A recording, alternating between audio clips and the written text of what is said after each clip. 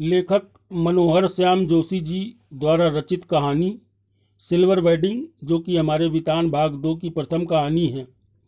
इसके प्रश्नोत्तरों पर चर्चा कर रहे हैं हम लोग। आज हम 7वें प्रश्न की चर्चा करेंगे। प्रश्न है, सिल्वर वेडिंग कहानी की मुख्य संवेदना स्पष्ट कीजिए, अथवा ये बताइए कि इस कहानी में लेखक ने क्या संदेश देना चाहा है। सिल्वर वेडिंग कहानी वर्तमान जीवन धारा का चित्रण भर करती है, वह कोई संदेश नहीं देती। तात्पर्य ये है कि वर्तमान के समय में नई पीढ़ी और पुरानी पीढ़ी के बीच में क्या द्वंद्व चल रहा है, केवल ये बताती है ये कहानी। इसके द्वारा क्या करें क्या ना करें ऐसी कोई शिक्षा कहानी में नहीं मिलती। ये केवल हमें अपने अंतर्द्वंद्व के द्वारा विचार विनिमय करके क्या करना चाहिए, ये स्वयं सोचने का संदेश देती है। वह आधुनिक समय का दर्पण है जिसमें नई और पुरानी पीढ़ी का अंतराल देखा जा सकता है। नए बच्चे पश्चिमी संस्कृति की अंधाधुंध नकल कर रहे हैं। उन्हें न तो अपने माता पिता की परवाह है और न रिश्तेदारों की, जैसा कि आजकल के समय में भी नई पीढ़ी के युवाओं में चल रहा है। वे अपनी परंपराओं को भी दकियानूसी मानकर छोड़ते जा रहे हैं। लेखक यह मानता है कि वर्तमान समय बहुत तेजी से करवट बदल रहा है। नई पीढ़ी अपनी जड़ों से दूर होती जा रही है। इस तेजी से बदलते परिवेश में पुरानी पीढ़ी लाचार सी खड़ी नजर आती है। पुराने संस्कार वाले लोग या तो हंसी के पात्र बन रहे हैं या फिर उपेक्षित होकर जी रहे हैं। जब कोई अपने समय की शिक्षाप्रद बात करता है तो नई पीढ़ी के लोग हंस करके उसका मजाक उड़ाते हैं। ये हर घर की कहानी है। इस कहानी के माध्यम से लेखक यह संदेश देना चाहता है कि वो अपने पूर्वजों का पारिवारिक मूल्यों और भारतीय परंपराओं का सम्मान करें, उन्हें तिलांजलि न दें। तिलांजलि देने का मतलब उन्हें त्याग न दें, छोड़ न दें। और दूसरी ओर नई पीढ़ी की चुनौतियों के अनुसार ढलना सीखे और पुरानी पीढ़ी को भी अपने जीवन चर्या में नई पीढ़ी के हिसाब से जितना उचित हो उतना फेरबदल अवश्य करना चाहिए, ताकि नई पीढ़ी उन्हें अपना दुश्मन न समझे। यह संदेश ये कहानी देना चाहती है। 8वें प्रश्न में पूछा गया है कि सिल्वर वेडिंग में यशोधर बाबू एक और जहां बच्चों की तरक्की से खुश होते हैं, वहीं उन्हें कुछ समहाउ इम्प्रॉपर भी अनुभव होता है। ऐसा क्यों? अभी कल हमने समहाउ इम्प्रॉपर की चर्चा की थी कि कुछ तो ठीक नहीं है। समहाउ इम्प्रॉपर का मतलब है। उत्तर है, यशोधर बाबू पिता होने के नाते स्वाभाविक रूप से अपने बच्चों की तरक्की चाहते हैं। ये सत्य है कि कोई भी पिता अपनी संतान की तरक्की पर, उसके कुछ लक्ष्य प्राप्त करने पर सदैव हर्ष का अनुभव करता है। हर माता पिता की ख्वाहिश होती है कि उनके बच्चे उनसे अच्छा भविष्य प्राप्त करें और उनसे अधिक उन्नति करें। इसलिए यशोधर बाबू भी बच्चों की तरक्की से खुश होते हैं। लेकिन उनकी मोटी मोटी तनख्वाह को देखकर उन्हें लगता है कि यह सब ठीक नहीं हो रहा है। अर्थात बच्चे जितनी मेहनत नहीं करते हैं या जिस योग्य नहीं है, उससे अधिक उनको तनख्वाह मिल रही है।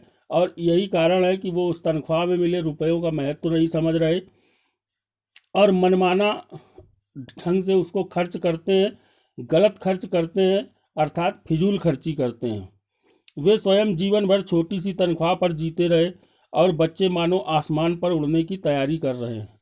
ये सत्य है हर परिवार का। हमारे माता पिता भी जब अपनी कमाई करते थे, तनख्वाह लाते थे, मेहनत करते थे, नौकरी करते थे, तो उन्हें उतनी तनख्वाह नहीं मिलती थी जितनी कि आज हमें मिल रही है। और जितनी आज हमें मिल रही है उतनी आगे आने वाली पीढ़ी को उससे कहीं गुना अधिक तनख्वाह मिलेगी। तब भी गुजारा चल जाता था जब हमारे माता पिता मेहनत करते थे, कमाते थे। आज भी गुजारा चल रहा है जब उनसे अधिक हम कमा रहे हैं, और आगे भी गुजारा चलेगा जब हमारी आने वाली पीढ़ी हमसे अधिक कमाएगी। अंतर केवल इतना है कि पहले इच्छाएं सीमित थीं, आज इच्छाएं बढ़ रही हैं और आने वाले समय में इच्छाएं अनंत हो जाएंगी। व्यक्ति हर छोटे से छोटा और बड़े से बड़ा साधन अपने घर में ला करके जुटाने के पक्ष में रहता है और उन्हीं साधनों का वो दास बन जाता है। इससे कुछ बुराइयां भी, समस्याएं भी हमारे जीवन में आती हैं, कुछ रोग हमारे जीवन में आते हैं, कुछ आलस्य हमारे जीवन में आता है, कुछ बुरी प्रवृत्तियां हमारे जीवन में आती हैं जो कि सही नहीं है। 9वां प्रश्न है इस कहानी का, वर्तमान समय में परिवार की संरचना स्वरूप से जुड़े आपके अनुभव कहानी सिल्वर वेडिंग से कहाँ तक सामंजस्य बिठा पाते हैं। उत्तर देखेंगे, वर्तमान समय में संयुक्त परिवार की प्रथा समाप्त हो गई है, अतः यशोधर बाबू का विवाह के बाद ताऊ ताई के साथ रहना भले ही संभव था, किंतु आज के जमाने में ऐसा होना असंभव है। आज नौकरी लगने के बाद, विवाह होने के बाद लगभग 80% बच्चे अपने माता पिता का घर छोड़ करके अपनी अलग दुनिया बसा लेते हैं। आज के परिवार यशोधर बाबू के परिवार की तरह ही हैं। पति पत्नी की बात सुनने के लिए तैयार नहीं होती है। पुत्र अपनी आय के स्वयं स्वामी बन जाते हैं। वो पिता को अपनी कमाई का कोई हिसाब देना नहीं चाहते। बालक अपने करियर के बारे में माँ बाप की बात मानने को तैयार नहीं होते। वो अपने मन से अपनी इच्छा के अनुसार करियर चुनना चाहते हैं। पुत्रियां ऐसे भड़कीले वस्त्र पहनती हैं कि पिता को देखते शर्म आ जाती है।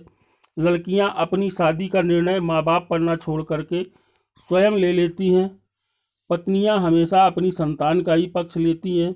गृह स्वामी अपने आप को उपेक्षित महसूस करता है इन्हीं कारणों से, जैसा कि कहानी सिल्वर वेडिंग में यशोधर बाबू के चरित्र में हम देख सकते हैं। मेरे विचार से पुराने लोगों को अब कुछ आधुनिक बनना पड़ेगा और नई पीढ़ी के साथ तालमेल बैठाना पड़ेगा, तभी यह सामंजस्य संभव हो पाएगा। जैसे साग सब्जी, दूध, कोयला, राशन, कैरोसिन आदि सभी कार्य यशोधर बाबू स्वयं ही करते हैं, अर्थात ये सब चीज़ें स्वयं ही बाजार से लाते हैं। इनमें परिवार के अन्य सदस्यों को भी सहयोग करना चाहिए। इसी प्रकार यदि आधुनिक परिवेश में बच्चे घर में सुख सुविधा की सामग्री लाते हैं तो यशोधर बाबू को बुरा नहीं मानना चाहिए। अर्थात नई पीढ़ी के लोग चाहिए कि वो घर के कार्यों में, सामाजिक कार्यों में पुरानी पीढ़ी के लोगों की मदद करें, अर्थात अपने माता पिता की सहायता करें, उन पर कार्य का अधिक बोझ न डालें और स्वयं को खाली बाहर मस्ती करने, आनंद लेने में ही व्यस्त न रखें। घर के उत्तरदायित्व को बच्चों को भी समझना चाहिए और बड़ों को भी, जब बच्चे अपनी कमाई से कोई नया साधन घर में लाएं तो उसका स्वागत करना चाहिए और उसकी सुख सुविधा में बराबर का सहभागी होना चाहिए। यही कहानी के द्वारा हमें सोचने और समझने को मिलता है। धन्यवाद।